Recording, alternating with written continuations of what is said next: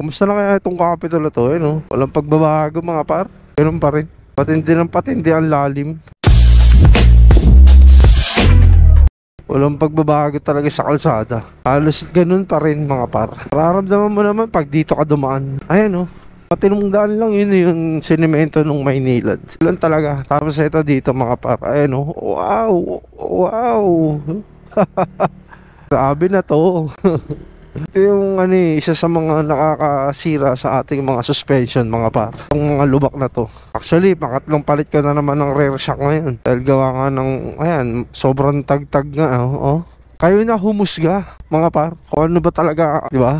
Tapos ito, tatlo na yung nakaparking dyan. Ate, yun lang, yung owner ngayon, tatlo na. Ay, nako naman talaga, wala na talaga pagbabago. Siyempre marami nag-e-expect sa atin na, di ba?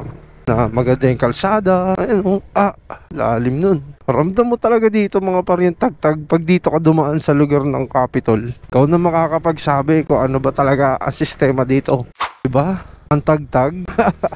Kahit saan ka umikot dito mga par, ganito ang makikita mo at mararamdaman mo sa motor mo or sa kotse mo. Mga malalalim na butas, puro hukay. Mga paro dito pa lang sa Carnation, diba?